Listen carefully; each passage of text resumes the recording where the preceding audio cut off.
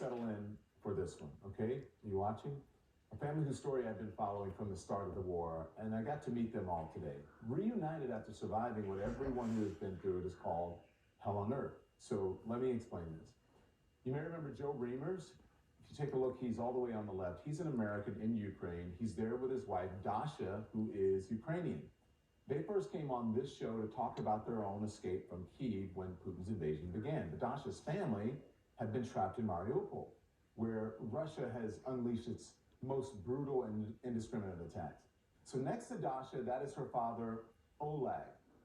He works taking care of hospice patients and didn't want to leave them behind. And on the far right is Dasha's uncle, Gennady, a pastor of a church in Mariupol full of people who needed him. Well, for weeks, Joe and Dasha have been living in agony with Oleg, Dasha's mother, and Gennady. They've all been living in hell. But they didn't want to leave Mariupol, which they still call the best city in the world. To them, it was. To Putin, it was a target. And if Mariupol is hell, well, you can guess who they think is doing the devil's work there. They finally had to leave or risk falling into the hands of the Russians. So I want you to listen very carefully to what they went through and how they feel about this war. At times they seemed shell-shocked. At times they seemed okay. But tonight, at least, this one family in Ukraine is together, alive, and safe. So you're waiting for 3 weeks for them to come? Yeah, and we knew that every day the situation is getting worse in the city from what we understood from the news. So yeah, that part was hard. Are you watching the news and the pictures of Mariupol and thinking, what were you thinking? Yeah, we were watching everything, every channel we could find, every page on Instagram, everything. What I was thinking, I don't know, sometimes you have hope, sometimes you think, I'll never see them again. It's all just, yeah, mixed feelings. When you were able to communicate with them, what were you saying to them? We were trying to make them try to go out of the city. Most of the time, they would ask, what's going on here? Part of the reason for not going, I think, was, and they can answer this better, but was concern about if it was possible to leave, but also they felt responsible to care for basically between two different churches where people were sheltering under. Mm-hmm. There were, I think, more than 50 people total, a lot of whom were elderly women that they were caring for. You know, Oleg was going back and forth between churches almost every day. Yeah. I think through the shelling and everything. Oleg, why did you stay? Why didn't you get out immediately? We worked for the Blue Cross mission, and we took care of hospice patients located at the outskirts of the city. When the shelling began, the area was heavily and often under fire. So we had to move closer to the center, and we were taking care of elderly women, hospice patients. We moved our patients closer to the center, and when we lost our water supply and electricity in the city, we started an open fire and brought food there for these people. We used a big 30-liter cauldron to cook and power generators to produce electricity for the other people to come charge their mobile phones and devices. We were providing food for approximately 40 or 50 people daily. So you have to understand, he worked for this mission, but his brother is a pastor of the church where they were hiding, so he can maybe tell you more about this part. What are you thinking about now? Because he said, it looks like you have a lot on your mind. I'm trying to learn how to smile.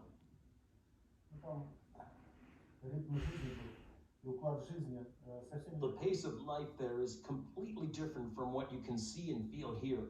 It was not normal life, but survival mode, because you had to give hope to those who were losing it or who were suffering from breakdowns. And even though it was hard for yourself to be in these conditions, and as the pastor of a church, it was not possible to give up, and I needed to try to hold it all together. It has changed me forever. We talked a lot about how the only hope is in God. And as we were in this situation, our only hope was God. And now? I continue living like that. It was an internal change, a big change. I continue living like that. My teaching is what I truly believe now. God was protecting me. Did this make him question his faith at all? Or did it strengthen his faith? Faith just leveled up. I thought I had faith, But when I had nothing else, I just realized it's really big. Did it ever feel like this wasn't real? As if it was a dream? Did he think he was going to wake up from a nightmare? When they were bombing us from the planes, because it was hard to believe the bombs were floating down so easily. I witnessed horrible things. I told myself, I see it, and it's really happening. What was the ultimate deciding factor for them to come? Because they didn't want to leave. They wanted to help all of these people. Why did they ultimately decide to leave? There was one day when I went out to call my son, and he said, "Leave the city." And my wife was cooking over an open fire, and there was an explosion, and she started shaking. I just couldn't do it to my wife anymore. I would never forgive myself if something happened to her. The expressions on your faces speak louder than the words. He's looking at his brother. He's worried about his brother. What is he thinking? We were together. We shared our problems. Big past. What are you thinking? Next question. You're looking at him almost in tears. He's looking at his brother, and I can tell he's worried because he's studying him, and he is thinking about a million different things as this is going on. I left on the 23rd. My house was destroyed and my garage and car. The church we were living in was shot by a tank and destroyed. I didn't want to leave because I would be the last person to leave the church as a senior worker. But there was a moment when a child center director came to me. He's a man of big faith, and he told me, leave Mariupol for a month or two, because you will be put in a cell because everyone knows your pro-Ukrainian position. Do you feel guilty about leaving? A little bit, for the members of my church that I could have taken on foot, but we were under fire. Are you going to go back? The longer I stay here, the less likely. How can I live with people with a different understanding? Do you want to go back? I would love to return to Mariupol when it is under Ukrainian control. I would happily come to rebuild the city. What do you think of the Russians and Putin?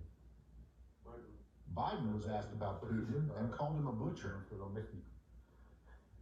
I agree with him. Putin doesn't understand what he is doing. He's just a tool in the hands of the devil. What would you say to him? What do you want him to know? I would like him to come to Mariupol and see how people lived and died. Would love him to experience that. Russians are starting to believe in their own propaganda lies.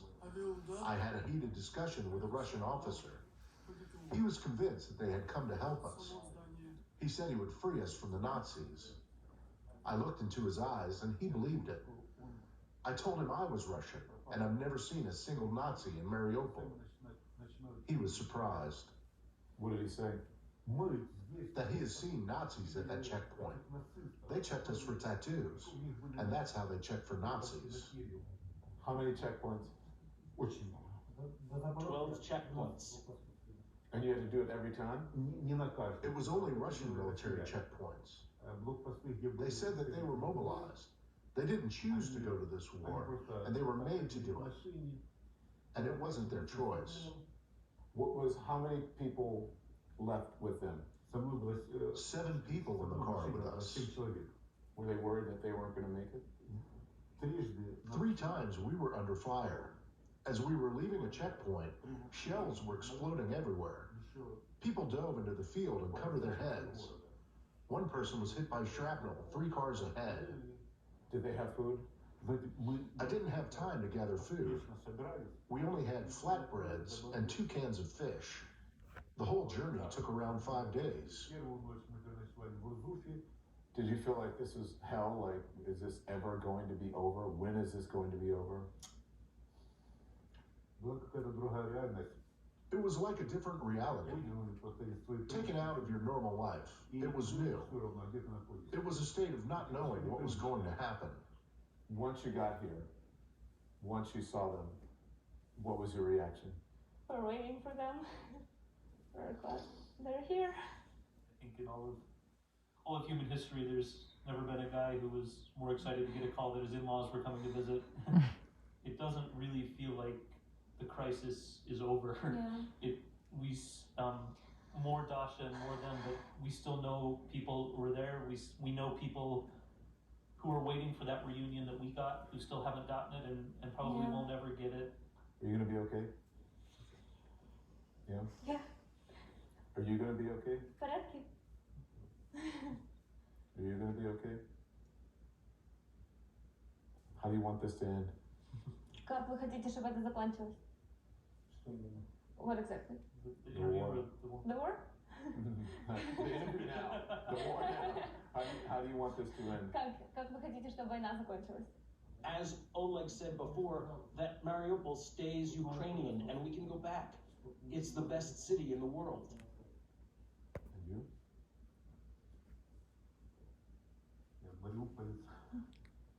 I can't imagine living in a different city. I dream of returning to a city you could say doesn't exist anymore.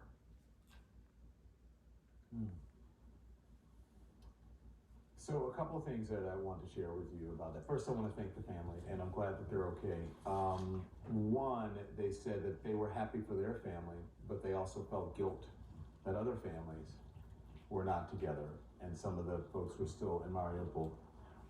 When they would read people's stories on social media, what have you, who had been reunited with their families, they said they were happy for them, but they also wondered when their family would be together. The other thing is I thought it was very interesting when they said when they talked about their interactions with Russian soldiers. They said at one point their neighborhood was shelled, and they asked people started running out, women and children, and confronting the Russian soldiers.